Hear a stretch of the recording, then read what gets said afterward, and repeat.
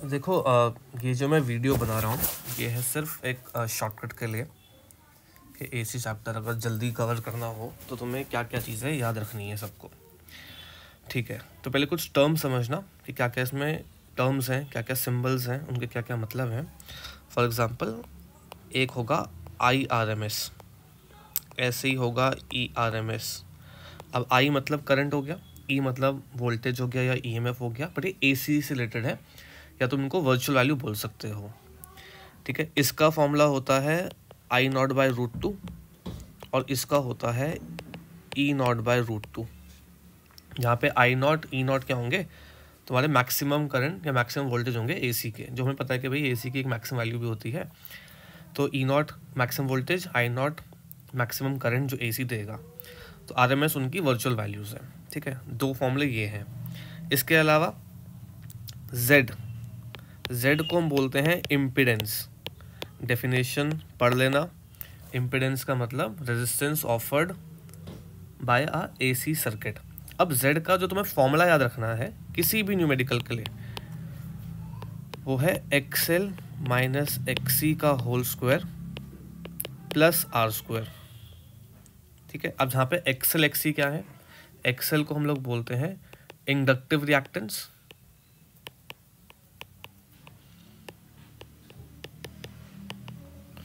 और XC को बोलते हैं हम लोग कैपेसिटिव रिएक्टेंस।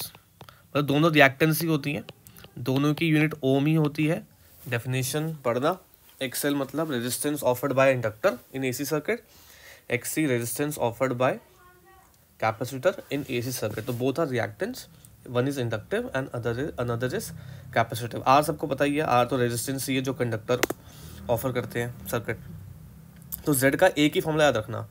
अब न्यूमेरिकल में अगर मान लो सर्किट में सिर्फ इंडक्टर और R लगा हुआ है, ठीक है, for example numerical is based on LR circuit, तो LR सर्किट के लिए फिर XC की वैल्यू 0 लोगे। ठीक, अब XC की वैल्यू 0 से मतलब क्या हो जाएगा, तुम्हारा जो Z का फॉर्मूला हो जाएगा वो हो जाएगा सिर्फ x² प्लस R²। अब ऐसे अगर सर्किट में सिर्फ CR सर्किट है, CR सिर्फ कैपेसिटर और रेजिस्टर लगा हुआ है, तो जो तुम्हारा वैल्यू जो XL होगा वो 0 हो जाएगा। तुम उसी फॉर्मूले में पुट कर देना, उसी फॉर्मूले में पुट कर देना और तुम्हें Z का नया फॉर्मूला मिल जाएगा for CR circuit.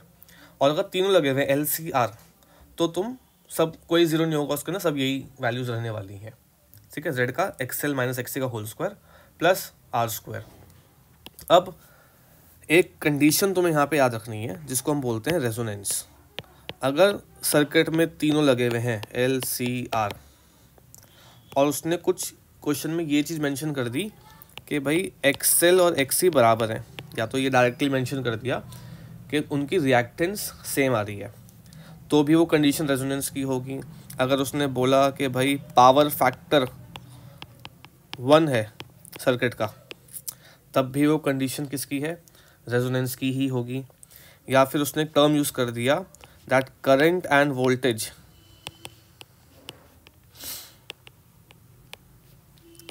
Are in same phase,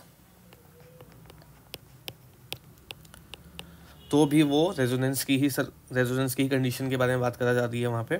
या तो ये समझना कि किस तरीके से न्यूमेरिकल्स में रेजोनेंस दिया जाता है। डायरेक्टली बोल देंगे XL XC बराबर है, या बोल देंगे भाई power factor of circuit is 1, तब भी वो रेजोनेंस ही होगी। या बोलेंगे current and voltage are in same phase, तो भी वो रेजोनेंस ही होगी। अब रेजोनेंस पे क्या होगा, Z की वैल्यू जो इम्पिडेंस है वो R के बराबर हो जाएगी। ठीक है, यानी ये जो होगी मिनिमम वैल्यू होगी उस सर्किट की। तो इम्पिडेंस मिनिमम हो गया, अगर इम्पिडेंस मिनिमम हो गया तो I जो है वो मैक्सिमम हो जाएगा हमारा।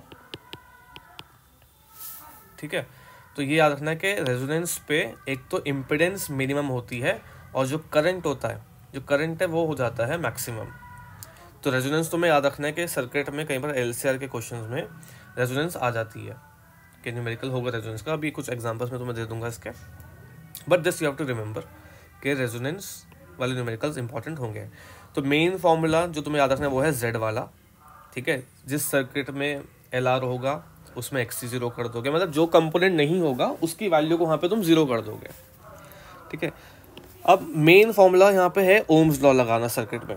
अगर मैं ई लगाता हूँ तो ई की वैल्यू होगी जैसे आई आर होता है हमारे, V equals to I R होता है, पर इस चैप्टर में आई जेड करोगे।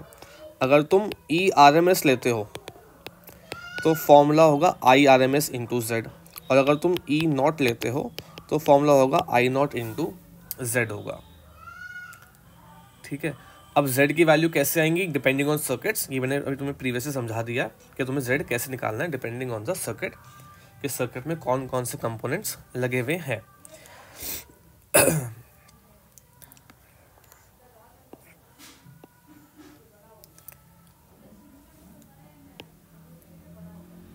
ठीक है, फिर आ जाते हैं हम लोग फेज पे।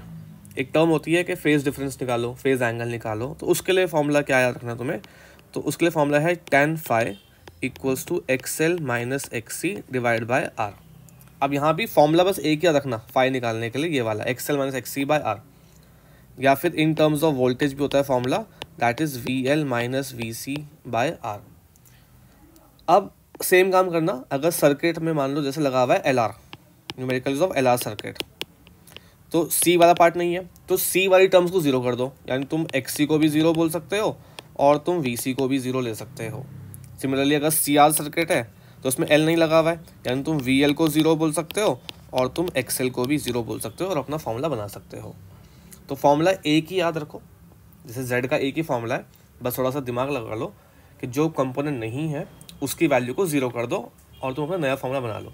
सेम करो फाई के लिए भी, कि अगर फाई तुम्हें निकालना है, फेज एंगल पूछ रहा है क्वेश्चन कि भाई फेज एंगल निकालो, तो फॉर्मूला एक याद रखो XL minus XC by R या फिर VL minus VC by R, और जो कंपोनेंट नहीं है उसकी वैल्यू को कर दो आराम से जीरो और अपना फॉर्मूला निकाल लो, और वहाँ से फाई की वैल्यू निकालो, इन्वर्स ट्रिग्नोमेट्री में निकालो, या अगर स्टैंडर्ड वैल्यूज आ रही है तो उसमें निकाल लो। तो ये तो हो गया तुम्हारा फाई निकालने का तरीका कि फाई कैसे निकालना है। अब XL का फॉर्मूला क्या होता है ओमेगा L, और XC का फॉर्मूला होता है 1 बाय ओमेगा C। दोनों की यूनिट जो होती है वो क्या होती है, ओम होती है। तो अगर सर्किट में तुमसे मानो कि लगा हुआ है इंडक्टर, लगा हुआ है खाली इंडक्टर लगा रखा है AC सोर्स के साथ, और क्वेश्चन में बोला भाई फाइंड रिएक्टेंस, तो L की रिएक्टेंस कौन है, XL, यानी तुम क्वेश्चन चाह रहे हो कि find the value of XL। अगर सर्किट में लगा हुआ है सिर्फ capacitor and question is same find reactance, तो रिएक्टेंस मतलब क्या, XC निकालना है तुम्हें, 1 बाय ओमेगा C निकालना है तुम्हें। अब अगर सर्किट में दोनों लग गए, इंडक्टर भी है, कैपेसिटर भी है, AC सोर्स भी है, और तुम्हें अब क्वेश्चन में रिएक्टेंस निकालो, अब तो यहाँ दोनों है, XL भी है XC भी है, तो तुम क्या करोगे, तुम दोनों निकालोगे, XL भी और XC भी, और दोनों को सब्ट्रैक्ट करना है, बड़े में से छोटी वैल्यू माइनस करना। ठीक है, तो अगर सिंगल लगे हुए हैं तो reactance means XL and XC, but अगर दोनों लगे हुए हैं देन तुम्हें उनको करना है सब्ट्रैक्ट, ये बात याद रखना।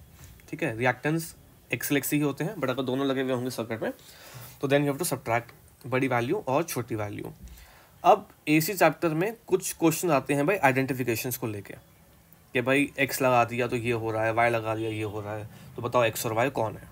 इसको सिंपली कैसे याद रखना तुम्हें, कि अगर कहीं पे भी मेंशन हुआ कि I लैग कर रहा है करंट से किसी भी एंगल से, π/4, π/2, π/3, whatever angle they give you, I lag कर रहा है करंट से, या फिर करंट लीड सॉरी मैंने गलत बोल दिया, ये I लैग कर रहा है वोल्टेज से, या फिर वोल्टेज लीड कर रहा है, दोनों का मतलब एक ही होगा।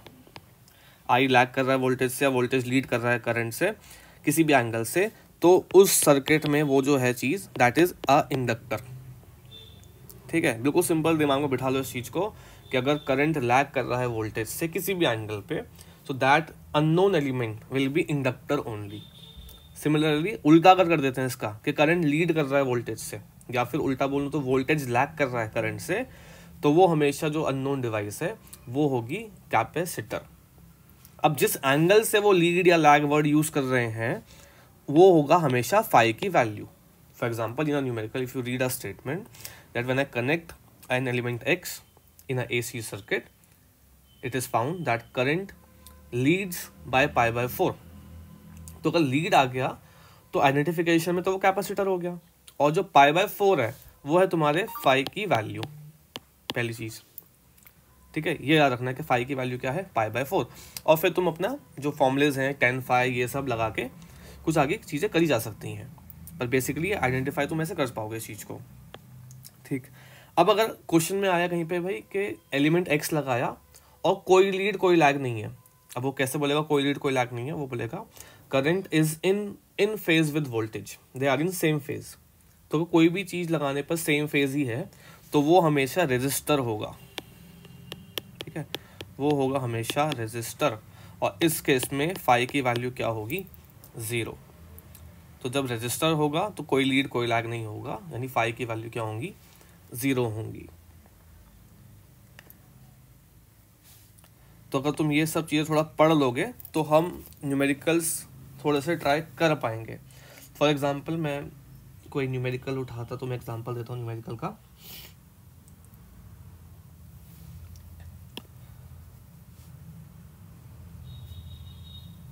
ठीक है, जैसे मैं शॉर्ट में बता रहा हूँ, इस क्वेश्चन में रेजिस्टर लगा हुआ है 50 ओम का, तो R की वैल्यू है 50 ओम, कैपेसिटर ऑफ 25/π। तो हमेशा गिवन लिखना ताकि तब तक तुम्हारा थोड़ा दिमाग चलना शुरू हो जाए कि कैसे हमें करना है। साथ साथ इसको कन्वर्ट भी कर सकते हो, माइक्रोफेरेड है तो माइक्रो को कन्वर्ट करने के लिए वी यूज़ 10⁻⁻⁶, और ये फेरेड में हो गया। इंडक्टर दिया हुआ न्यूमेरिकल में 4/π हेनरी का, L = 4/π हेनरी, हेनरी SI में ही है। ये सब लगे हुए हैं सीरीज में as per the question, with an AC source जिसकी वोल्टेज गिवन है 70 sin 100πt। ठीक है, ये सब गिवन वैल्यूज हैं। अगर मैं रीड करूँ क्वेश्चन को तो question was a register of 50 ohm, capacitor of 25/π microfarad and inductor of 4/π henry are connected in series across AC source, और जो वैल्यू तुम्हें दे रखी है। फर्स्ट पार्ट है क्वेश्चन का, फाइंड रिएक्टेंस। अब देखो ये वही क्वेश्चन वही आ गया जो मैं तुम्हें समझाया भी। रिएक्टेंस होती है XL एंड XC, और अगर दोनों है सर्किट में तो क्या करना है, क्या समझाया मैंने, दोनों करना है सब्ट्रैक्ट। तो तुम XL भी निकालो और तुम निकालो XC भी और सब्ट्रैक्ट कर दो। अब XL का फॉर्मूला लिखवाया था मैंने थोड़ी देर पहले भी, ω/L। ओमेगा क्या होता है, ये जो तुम्हें ये दिख रही है इक्वेशन, जो भी टर्म t के साथ होती है दैट इज कॉल्ड ओमेगा। यानी अगर मैं कंपेयर करूं तो ओमेगा इज 100π, राइट। XL की वैल्यू फॉर्मूला होता है ω/L, तो 100π इंटू L की वैल्यू 4/π, ऊपर लिखी हुई है मैंने, पाई से पाई कैंसिल, ये आ गया 400 ओम। ऐसे ही मैं XC ढूंढ लूँगा 1/ωc, 1/100 ओमेगा C की वैल्यू है 25/π और ये था 100π, तो पाई से पाई कैंसिल, सॉल्व हो जाएगी, वैल्यू आ जाएगी तुम्हारे पास, XC की भी आ जाएगी। तो रिएक्टेंस क्या हो जाएगा, जब मैं दोनों को क्या कर दूंगा, माइनस कर दूंगा मैं, तो जब सॉल्व करके वैसे ये भी 400 ही आएगा। तो XL XC सेम आ चुके हैं और ये रेजोनेंस भी बन चुका है, ये भी दिमाग में बिठा लेना कि भाई XL XC सेम आ गए हैं। बट द क्वेश्चन वॉज कि रिएक्टेंस ढूंढनी है, तो जो रिएक्टेंस होगी दोनों में क्या होती है, XL - XC, वो हो गया 0। ठीक है, फिर सेकंड पार्ट है इस न्यूमेरिकल का कि फाइंड इम्पिडेंस Z। तो Z का फॉर्मूला क्या लिखवाया था, XL - XC का होल स्क्वायर प्लस R²। सारी वैल्यूज हैं तुम्हारे पास, डाल दो, XL XC सेम है, 0 हो जाएगा, बचेगा सिर्फ R² का रूट R, यानी आंसर आ गया तुम्हारा 50 ओम। ठीक है, अब थर्ड पार्ट है find effective value of current. Effective मतलब क्या है, RMS वैल्यू से मतलब है, IRMS।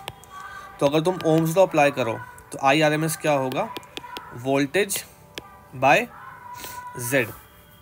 ठीक है, ERMS बाय Z हो जाएगा यहाँ पर। अब ERMS का फॉर्मूला क्या होता है, E0/√2, तो E0/√2 इंटू Z। अब E0 कहाँ से आएगा, जो ये इक्वेशन थी ये वोल्टेज की, जो स्टार्टिंग नंबर होगा ये हमेशा क्या होगा, E0 V0 तुम कुछ भी बोलो, क्योंकि E क्या होता है, E0 sin ωt। तो 70 ये हो जाएगा यहाँ पर E0 की जगह, √2 है, Z तुम निकाल चुके हो 50, सॉल्व कर दो, रैशनलाइज कर दो, जहाँ तक आंसर छोड़ सकते हो अपना आंसर छोड़ दो, आ गया इफेक्टिव वैल्यू ऑफ करंट भी। तो थोड़े से कुछ और न्यूमेरिकल्स ऐसे प्रैक्टिस करना इस तरीके से, इस लॉजिक को लगाकर, फिर मैं नेक्स्ट वीडियो में थोड़ी और हेल्प करने की कोशिश करूँगा। बट ठीक है, थोड़ा सा कोशिश करोगे तो आई गेस कुछ न्यूमेरिकल्स अब सॉल्व हो सकते हैं। ठीक है, नेक्स्ट वीडियो में मैं थोड़े से और न्यूमेरिकल्स लेके आऊँगा इसके, and then we will discuss that.